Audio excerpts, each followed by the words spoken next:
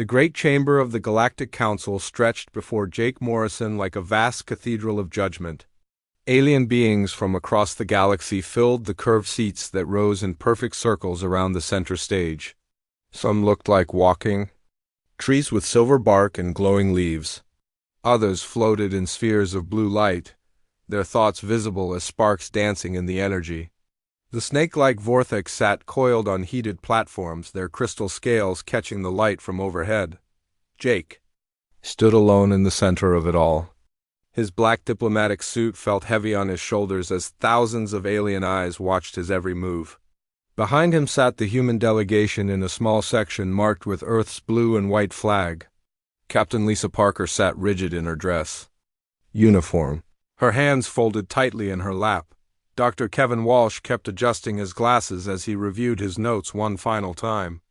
Admiral Ryan Clark stared straight ahead with the stone face he wore into every battle. The Vortex Chancellor rose from her platform. Her crystalline features caught the light and threw rainbow patterns across the chamber walls. When she spoke, her voice echoed through hidden speakers in perfect standard galactic. "Ambassador Morrison of the species known as human," she began. "You stand before this council to hear judgment on the actions of your kind." Jake kept his face calm even as his heart pounded. He had known this day would come. Earth's intelligence services had been tracking the votes for months. The writing was on the wall in every closed meeting and private conversation between council members. "The charges are extensive," the Chancellor continued. "Your species has expanded through 17 star systems in less than 50 years. This rate of growth violates the Controlled Expansion Treaty signed by all civilized worlds." Dr. Walsh shifted in his seat. He had written 3 research papers proving that human expansion actually helped stabilize the regions they entered. Pirates fled from human patrol ships, trade routes became safer, but the Council had never bothered to read his work. "Furthermore," the Chancellor's voice grew colder, "your species maintains military vessels in direct violation of the Peaceful Coexistence Accord. When questioned about these ships, your leaders claim they are for defense only. Yet these same vessels carry weapons capable of cracking planetary shields." Admiral Clark's jaw tightened. Those weapons had saved 14 worlds from asteroid impacts and hostile invasions. But apparently the Council preferred to remember only the potential for destruction. Most damning of all, the Chancellor's crystal scales shifted to a deep red color, is the unauthorized intervention in the Zalari Civil War. Captain Parker, you deployed human forces to protect civilian populations without Council approval.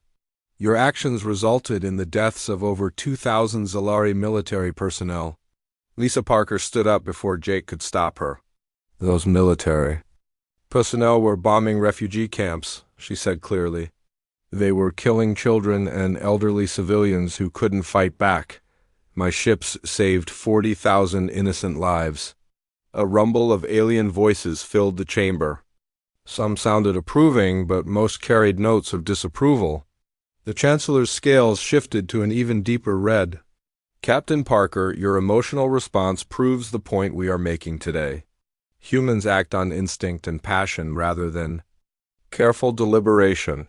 You see a crisis and immediately resort to violence as a solution." Jake stepped forward. "Chancellor, if I may address the Council directly." The crystalline being gestured with one clawed hand. "You may speak, Ambassador. These are your final words before this body." Jake looked around the chamber at the hundreds of alien faces. Some he recognized from years of diplomatic dinners and trade negotiations. Others were strangers from the far reaches of the galaxy who had never met a human before today. "Honored delegates," he began, "I will not deny the charges against my people. We do expand quickly because we have learned that empty space breeds pirates and raiders. We do maintain weapons because we have seen what happens to defenseless worlds when the monsters come calling. And yes, we do act quickly when innocent lives are at stake." He paused and let his words echo through the chamber. "But I ask you this. When the Coraxian plague threatened to wipe out an entire species, who developed the cure? Human scientists worked for 18 months without rest until they found an answer. When the ethereal homeworld faced solar collapse, who built the stellar Stabilizers that saved your people? Human engineers spent 3 years and half of Earth's industrial capacity on that project. The ethereal speaker, a being of pure golden energy, flickered brighter at the mention of their rescue. When the Devourer ships first appeared at the edge of Council space, who drove them back? Human military forces stood guard on the frontier for 20 years, while your people debated the proper response to the threat. More murmurs filled the chamber. Jake could see some delegates shifting uncomfortably in their seats. We are not perfect, Jake continued. We are young and sometimes reckless. But we have stood with every member of this council when the darkness came calling. We have bled and died for worlds we had never seen, for people we had never met, because it was the right thing to do. Dr. Walsh stood and pulled a datapad from his coat. Chancellor, if I may present evidence of human contributions to galactic civilization, Dr. Walsh, the Chancellor interrupted, your species' past actions do not excuse your present violations. The Council has made its decision. The ethereal speaker rose from their platform. When they spoke, their voice sounded like wind chimes in a gentle breeze. The question before us is not whether humans have done good works. The question is whether they can be trusted to follow the laws that govern civilized space. Their record shows they cannot.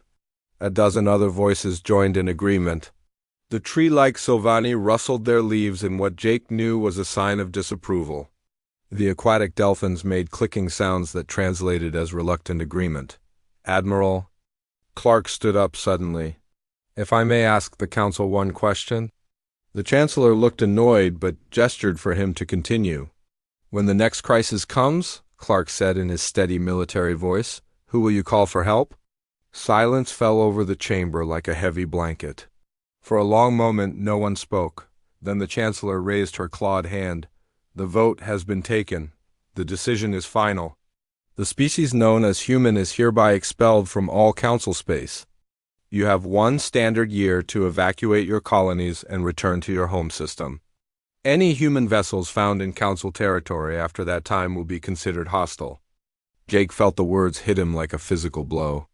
A year of preparation could not soften the reality of hearing those words spoken aloud.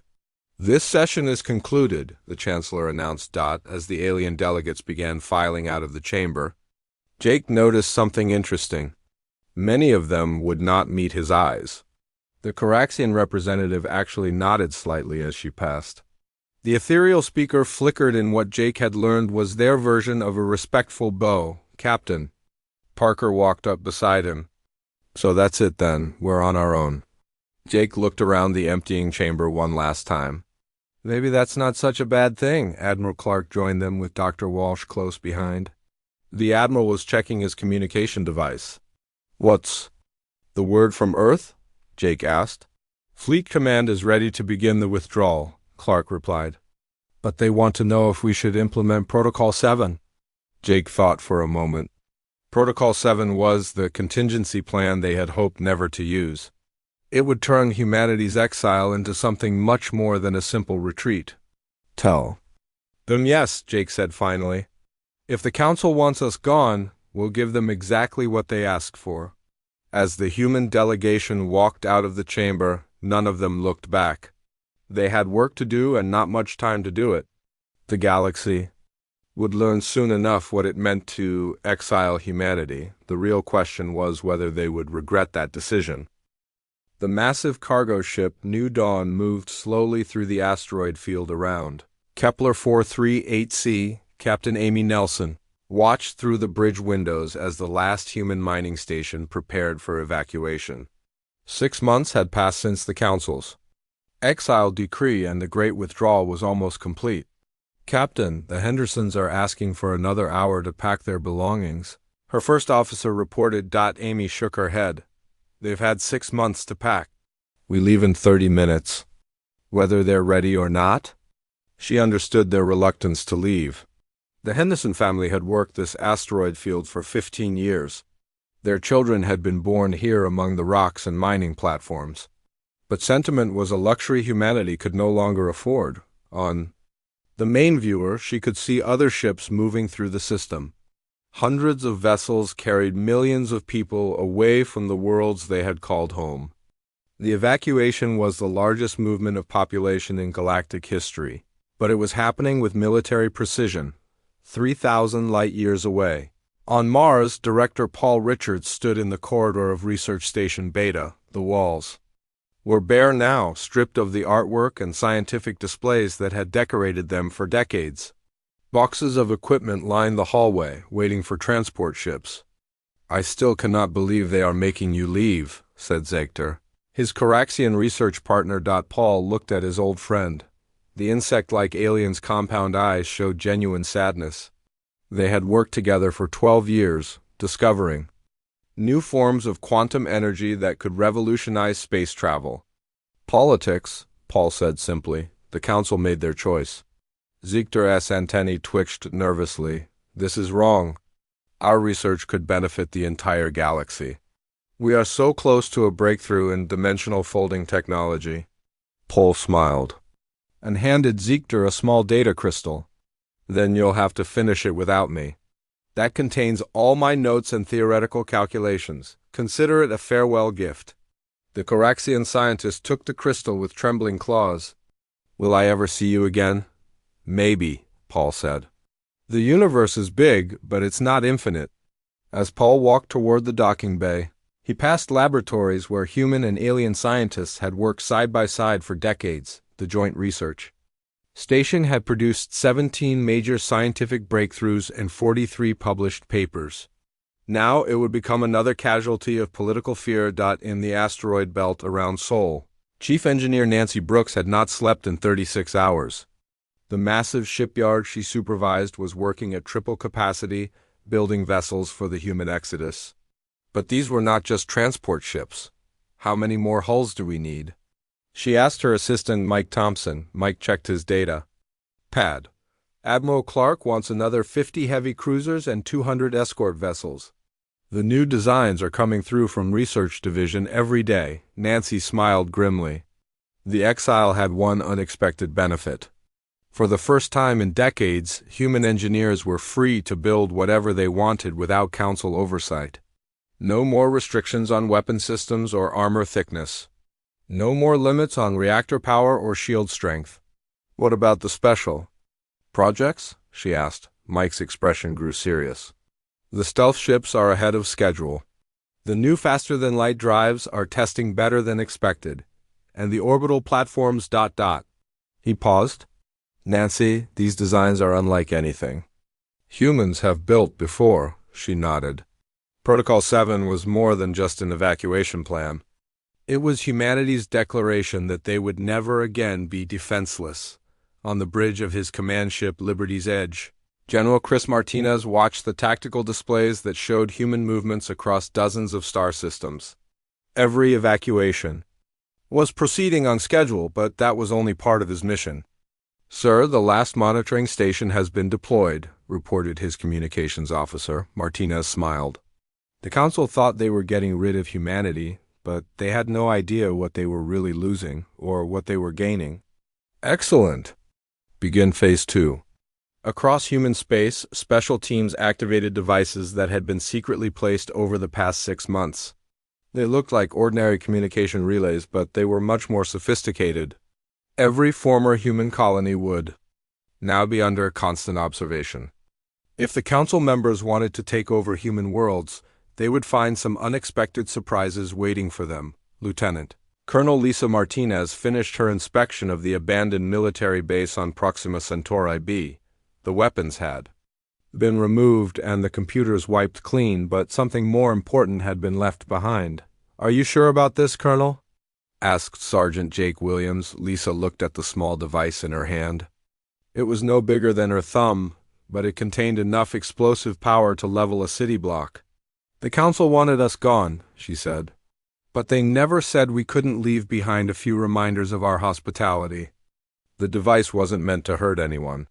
It would activate only if someone tried to access the base's central computer core. And when it did activate, it would display a simple message: "Property of the Human Colonial Union. Trespassers will be prosecuted." On Earth, the newly elected President Lavra Johnson stood before the United Earth Assembly. Representatives from every human world sat in the Great Hall, their faces showing a mixture of anger and determination. "My fellow humans," she began, "today marks the end of our membership in the Galactic Council. But it also marks the beginning of something new and better." The applause was thunderous. Johnson waited for it to die down before continuing. "We did not choose this exile, but we will not waste it.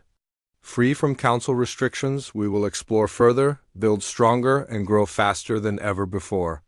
The galaxy may not want us as members, but they will respect us as neighbors." In the audience, Ambassador Jake Morrison nodded approvingly. The president was saying exactly what humanity needed to hear. They were not victims running away from their problems.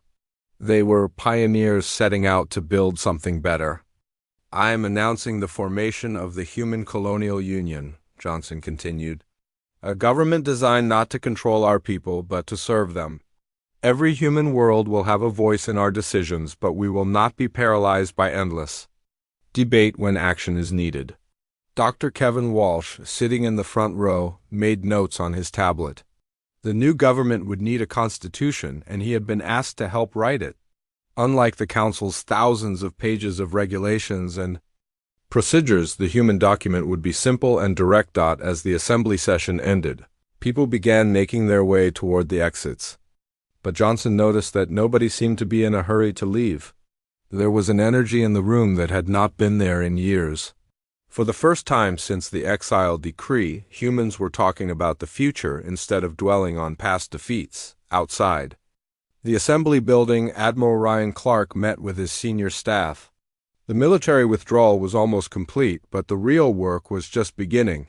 "How many ships do we have operational?" he asked. 3,000 combat vessels of various classes," replied Admiral Sarah Kim. "Plus support ships, transports, and the new experimental units," Clark nodded.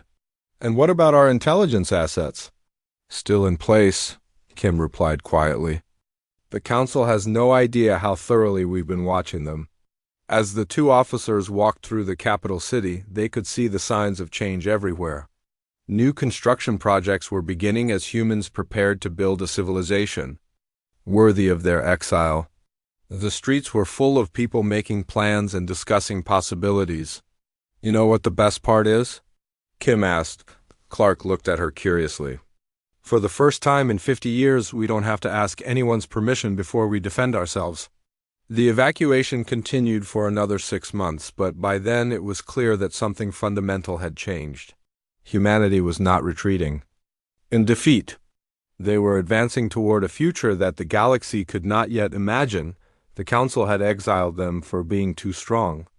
They would soon discover just how much stronger exile could make them. 3 years had passed since the last human ship left Council space. On the agricultural world of New Terra, Helen Davis walked through fields of golden wheat that stretched to the horizon. The crops grew better here than they ever had on the old colony worlds. Without Council regulations limiting genetic modification and soil enhancement, human farmers had tripled their yield in just 2 growing seasons. Helen stopped at the edge of the field, where a group of colonists were building a new processing plant. The workers moved with purpose and energy that she had not seen during the Council years. There was something liberating about knowing that every decision they made was their own. "Governor Davis," called out Tom Baker, the plant supervisor, "will have the facility online next week. That means we can start exporting food to the outer colonies." Helen smiled. The title of governor still felt strange, but the colonists had elected her to represent New Terra in the Colonial Union. Unlike the old council system, where bureaucrats made decisions for worlds they had never visited, the new government was run by people who actually lived on the planets they governed. "Excellent news, Tom. How are our trade negotiations going with the mining worlds?" "Better than expected," Tom replied. "They need our food and we need their metals. No middlemen. No council tariffs, no permits required. It's amazing how simple trade can be when politicians stay out of the way." Far from the peaceful farms of New Terra, Dr. Susan Wright floated in the zero-gravity laboratory of Research Station Alpha. The facility orbited a red dwarf star at the edge of human space, far from any planet or shipping lane. Here, incomplete. Isolation, she was working on projects that would have been forbidden under council law. "Computer, show me the latest test results," she said. A holographic display appeared in front of her, showing waves of energy that pulsed in impossible patterns. For 2 years, she had been studying the quantum structure of space itself. The council had always claimed such research was too dangerous, but Susan suspected they were simply afraid of what humans might discover. Test 47 was successful, the computer announced in its calm voice. Instantaneous communication achieved across a distance of 23 light-years. Susan felt her heart race. Faster-than-light communication had been the dream of scientists for centuries. If ships could talk to each other instantly across vast distances, it would revolutionize everything from trade to military strategy. Prepare. Test 48, she ordered. Let's see if we can reach Admiral Garcia's exploration fleet. The Admiral's ships were currently investigating star systems near the galactic edge, over 100 light-years away. If her quantum communication device could reach them, it would prove that distance was no barrier to her new technology. On the bridge of his ship, Pioneer Spirit, Captain Tony Garcia was studying the most incredible sight of his career. The ancient ruins stretched across the surface of a dead world, covering an area larger than most human cities. The structures were made from materials that his scanners could not identify, and they had been abandoned for millions of years. "Sir, the away team is ready to beam down," reported his science officer. Garcia nodded. "Tell them to be careful. We have no idea what we might find down there." The exploration of space beyond council territory had revealed wonders that no human had imagined. Dead civilizations, ancient technology, and star systems that seemed to have been artificially modified by unknown hands. Every discovery raised new questions about the galaxy's history. As the away team transported to the planet's surface, Garcia received an unexpected message on his communication system. The signal was impossibly clear, with no delay despite the vast distance from human space. "Admiral Garcia, this is Dr. Wright. Can you hear me?" Garcia nearly dropped his coffee cup. "Dr. Wright, how are you talking to me?" "You're over 100 light-years away. I've developed a new communication system. Using quantum entanglement," her voice replied with perfect clarity.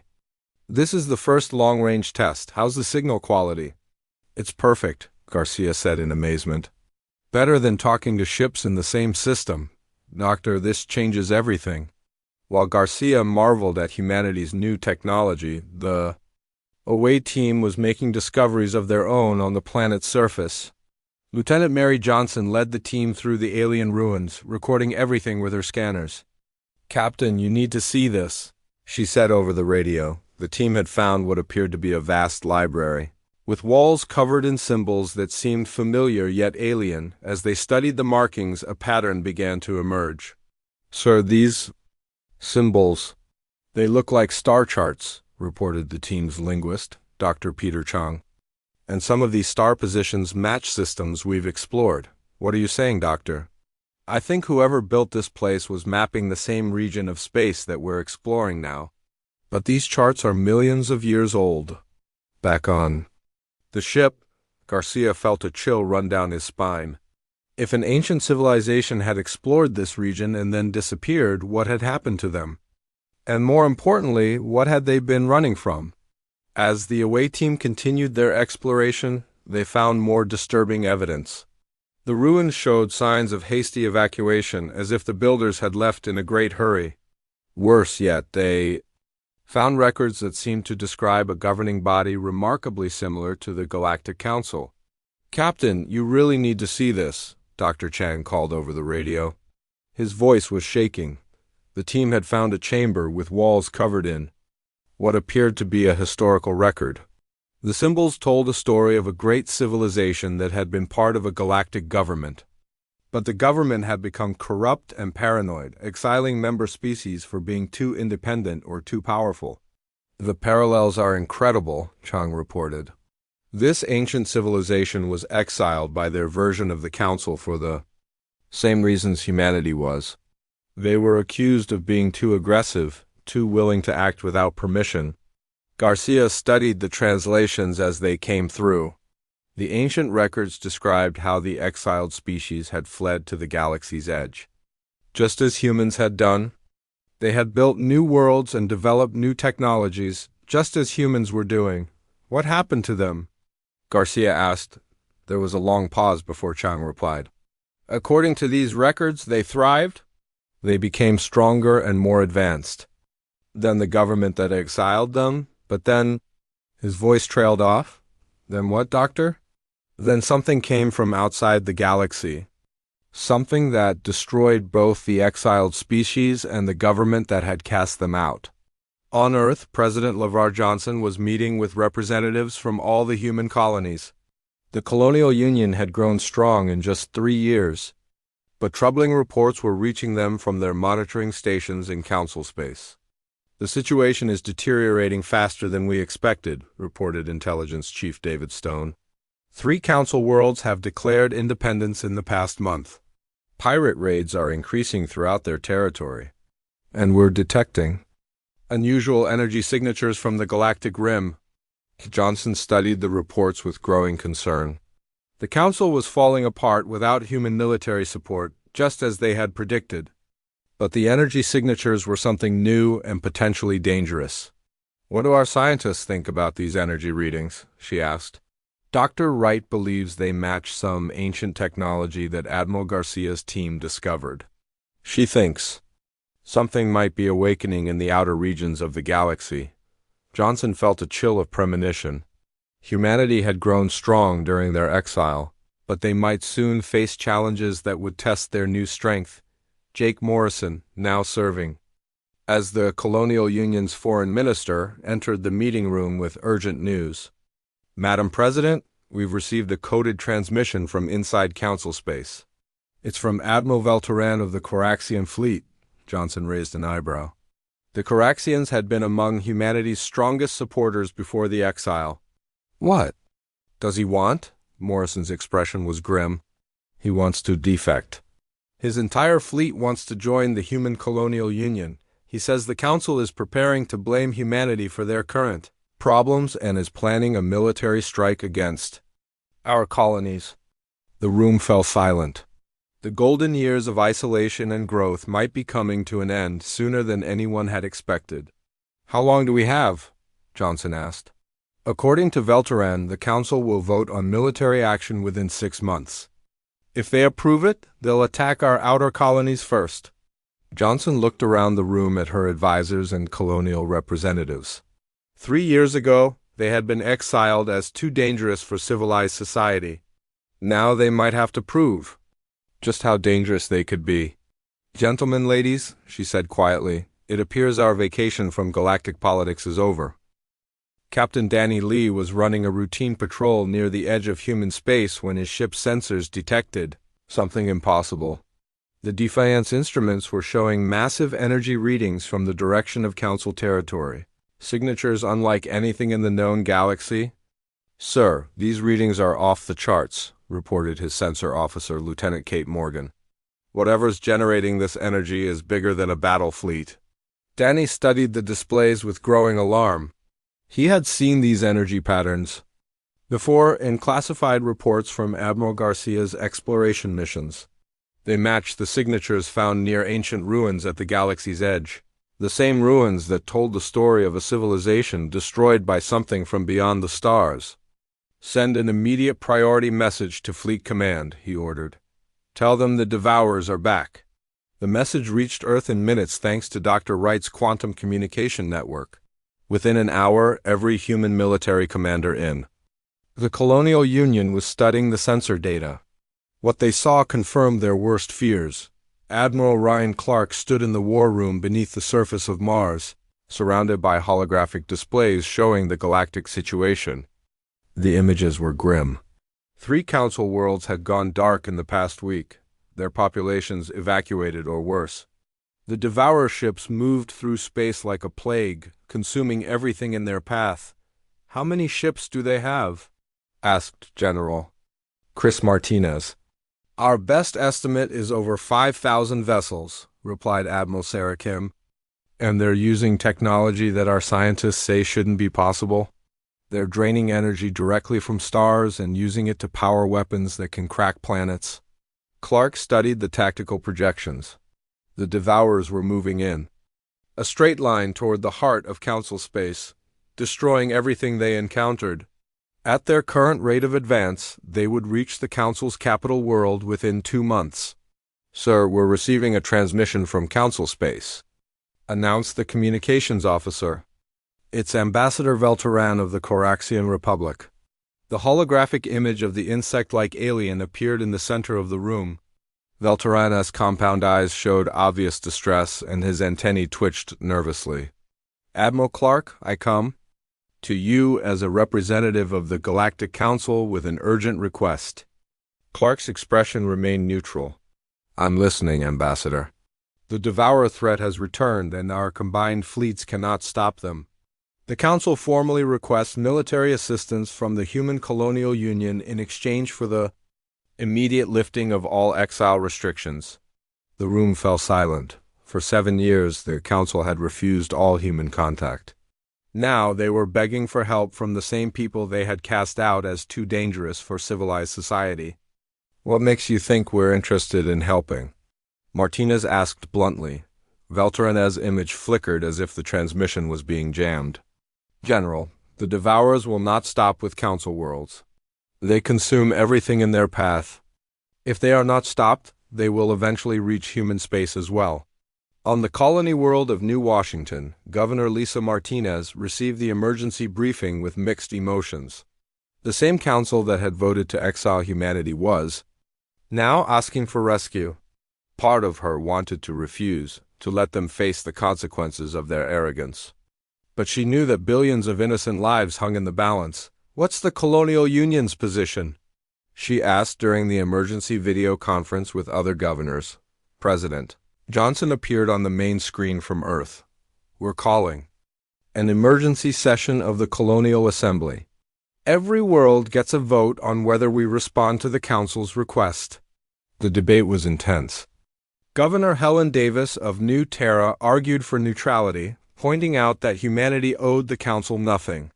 Governor Marcus Webb of the mining world Kepler Prime favored military intervention, but only if humanity was granted equal status in any new galactic government.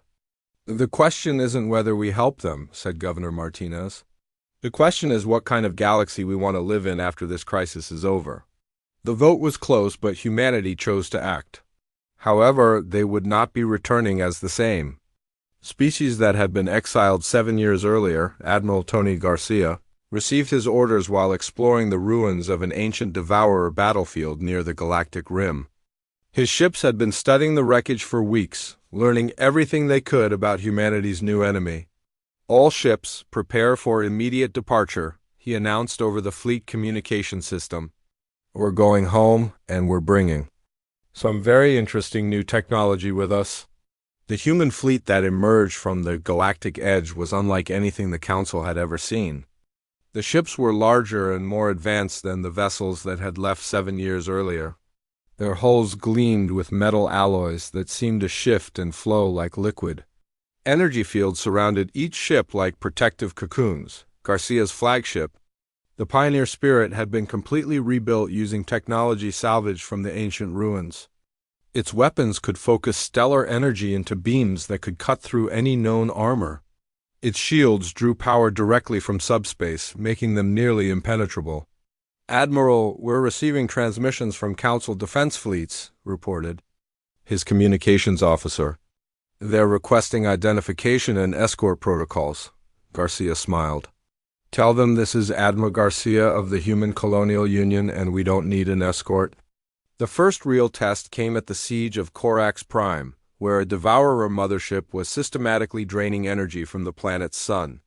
Council ships surrounded the massive alien vessel like insects attacking a giant, their weapons having no visible effect on its crystalline hull. Garcia's ship arrived alone, having outpaced the rest of the human fleet. The council commanders watched in amazement as the single human vessel approached the Devourer mothership directly. "Human ship, you must withdraw immediately," came an urgent transmission from the Coraxian fleet commander. "Our entire battle group cannot penetrate the vessel's defenses." "Acknowledged," Garcia replied calmly. "Watch and learn." The Pioneer Spirit's main weapon charged with energy drawn from a dozen different sources. Ancient technology merged with human engineering, created a beam of focused destruction that the galaxy had never seen. When it struck the Devourer mothership, the alien vessel's shields collapsed instantly. The secondary batteries opened fire, each shot precisely targeted at weak points that Garcia's team had identified in the ancient ruins. Within minutes, the massive Devourer ship was breaking apart, its hull cracking like eggshell. "Impossible," whispered the Coraxian commander. "How did you do that?" 7 years of exile teaches you many things," Garcia replied, "including how to fight monsters that older civilizations couldn't defeat." As more human ships arrived in Council space, it became clear that humanity had not simply maintained its military strength during exile. They had transformed it into something far more powerful. Ships that had once struggled against Council defense platforms now destroyed Devourer fleets with ease. Dr. Susan Wright coordinated the human response from her research station, using the quantum communication network to direct ships across hundreds of light years in real time. Her voice reached every human commander instantly, allowing them to fight as a single coordinated force. "Admiral King, move your battle group to intercept the Devourer fleet approaching Vorthak space," she transmitted. "Admiral Garcia, we need you at the ethereal homeworld. They're requesting immediate assistance." Admiral Robert King commanded the newest class of human warships, vessels built entirely during the exile years. His fleet moved through space faster than anything the Council had ever seen, arriving at threatened worlds before the Devourers could complete their destructive work. "All ships deploy the stellar stabilizers," King ordered as his fleet approached, a system where the Devourers were draining energy from the local star.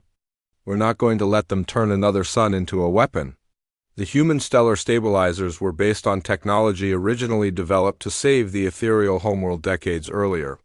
But the exile years had given human engineers time to perfect the design. Now they could not only prevent stellar collapse, but actually reverse the damage that Devourer energy drains caused as the stabilizers activated. The dying star began to glow brighter. Its energy output increased, providing power for the defense platforms that protected the surrounding worlds. The Devourer ships, suddenly cut off from their energy source, became vulnerable to conventional weapons. Within 6 months, the Devourer invasion was over. The ancient enemy that had once destroyed entire civilizations was driven back to the Galactic Rim by ships, bearing the colors of the human colonial union. Council worlds that had been preparing for evacuation were celebrating their salvation, but the victory came with a price that the Council had not expected to pay. Humanity was no longer asking for readmission to galactic society. They were offering membership in something new. President Johnson addressed the emergency session of the Galactic Council from the bridge of the human flagship Liberator. Behind her, through the viewports, Council delegates could see the human fleet that had saved their worlds.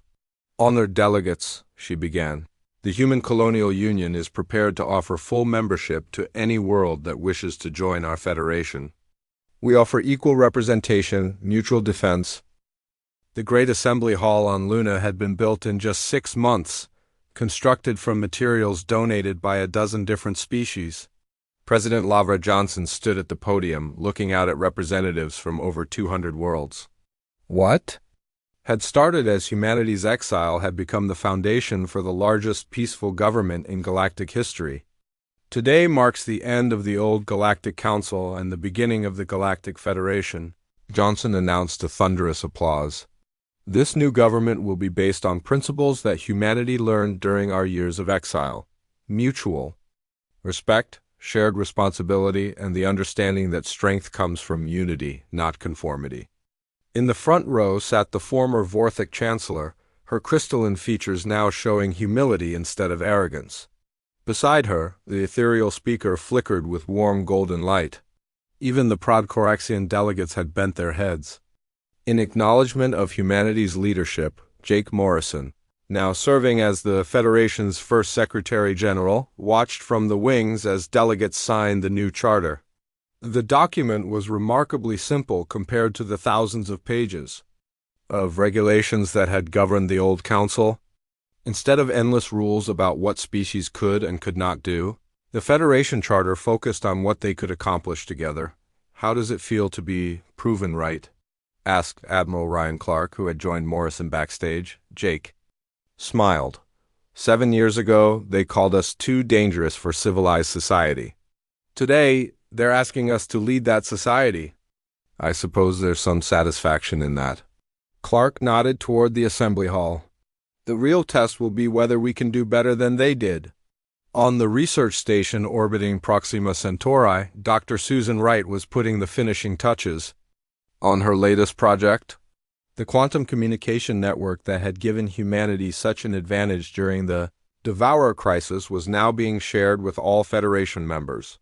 Within a year, every world in the new government would be connected. By instantaneous communication? Dr. Wright were receiving requests from the Delphins for the atmospheric modification technology, reported her assistant, Dr. Carl Rogers. Susan nodded. The Delphins were an aquatic species whose homeworld was slowly losing its water due to solar radiation. Human terraforming technology, developed during the exile years, could solve their problem within a decade. Approve the request and assign a technical team to assist them, she said. That's what the Federation is for. The new government worked differently than the old council. Instead of hoarding technology and maintaining strict controls over who could access what, the Federation operated on the principle of shared knowledge. Every breakthrough was made available to all members, creating a cycle of innovation that benefited everyone. Admiral Tony Garcia stood on the bridge of his flagship as it led a joint exploration fleet toward the galactic core. The ships around him displayed the colors of a dozen different species, all working together under the Federation banner. It was a sight that would have been impossible under the old council system. Admiral, we're approaching the coordinates. Where the ancient star maps indicated we'd find something significant, reported his science officer. Garcia nodded. The precursor civilization that had been destroyed by the Devourers had left behind more than just ruins and warnings. Their star charts pointed to locations throughout the galaxy where they had hidden advanced technology, waiting for someone worthy to find it. Take us in slowly, he ordered. We don't know what we're going to find. What they found exceeded everyone's expectations. Hidden in a pocket dimension near the galactic core was an entire research facility, perfectly preserved, from millions of years. The technology inside was beyond anything the galaxy had ever seen, including methods for traveling between galaxies and manipulating the fundamental forces of the universe. Sir, this is incredible, breathed Dr. Mary Johnson as she studied the alien displays. These aren't just technological advances. They're instructions for building a civilization that can survive anything the universe throws at it. Garcia smiled as he watched scientists from a dozen species working together to unlock the ancient secrets. Under the old council, such cooperation would have been impossible. Each species would have demanded exclusive access to the technology, leading to conflict and stagnation. Back on Earth, the former human colonies were experiencing unprecedented growth and prosperity.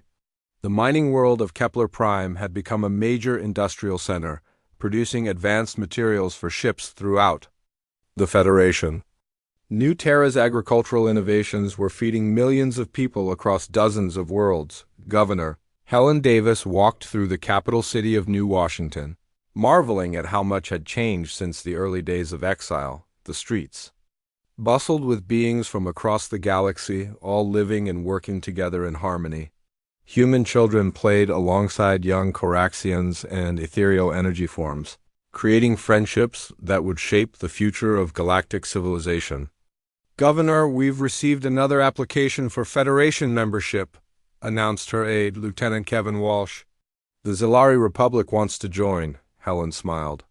The Zilari were the same species that Captain Lisa Parker had helped during their Civil War, the action that had been used as evidence of human aggression during the exile proceedings. Now they wanted to join the government that humanity had created. "Schedule them for the next membership review," she said. "I think they'll find our requirements much more reasonable than the old council's." The Federation's membership process was simple and straightforward. Any world that agreed to the basic principles of mutual respect and cooperation could join. There were no lengthy probationary periods or complex application procedures. If a species was willing to work with others for the common good, they were welcome on the former Council capital world, now renamed Unity Station. The old bureaucratic buildings were being converted into research centers and cultural exchanges. The massive structure that had once housed the Council chambers was now a museum dedicated to the lessons learned from the failure of the old government. Former Chancellor Velteran, now serving as the Federation's Minister of Interspecies Relations, gave tours to visiting dignitaries. His favorite stop was the exhibit showing humanity's exile and return. "The humans taught us that true strength comes not from control, but from trust," he would tell visitors. "When we exiled them for being too independent, we thought we were protecting galactic stability. Instead, we were destroying it." The exhibit included recordings of the original exile proceedings, followed by footage of human ships saving Council worlds from the Devourers. The contrast was stark and powerful. As the first anniversary of the Federation's founding approached, new challenges began to emerge from the galactic rim. Long-range sensors detected energy signatures that matched neither human technology nor anything found in the precursor ruins. Something new was stirring in the darkness between galaxies. Commander Scott Adams received his orders while patrolling the outer territories in his ship, United Dawn. The young captain had been born during the exile years and had never known the restrictions of the old council system. To him, working with alien species was natural and normal. "Sir, we're detecting massive energy readings from beyond the galactic boundary," reported his sensor officer. "The patterns don't match anything in our databases." Adams studied the readings with interest rather than fear. Whatever was coming, the Federation would face it together.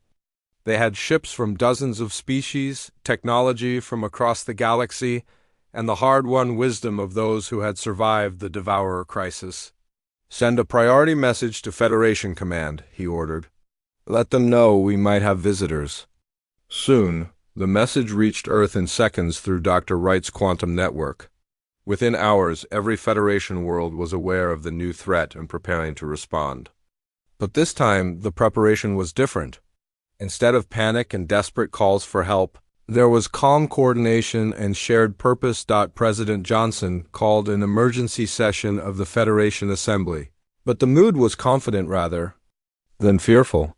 The beings gathered in the Great Hall had learned to trust each other through years of cooperation and shared success.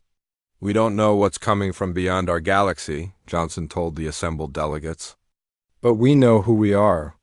We are the Federation of Free Worlds, united by choice rather than force. We are the descendants of species that survived exile, invasion, and worse. And we are ready for whatever the universe has to show us." The applause was deafening. In the audience, Jake Morrison felt a deep sense of satisfaction. Humanity's exile had been intended as punishment, but it had become the catalyst for something better than anyone had imagined: Admiral Garcia's exploration fleets. "We're already moving toward the galactic boundary, eager to make contact with whatever new intelligence was approaching." The Federation's first rule was simple: approach with strength, but lead with friendship. As the assembly session ended and delegates began making plans for the new crisis, no one doubted that they would succeed. They had been forged in the fires of exile and tested in the crucible of war. Whatever came next, they would face it together. The galaxy had exiled humanity for being too strong. Now it depended on that strength for its survival and prosperity.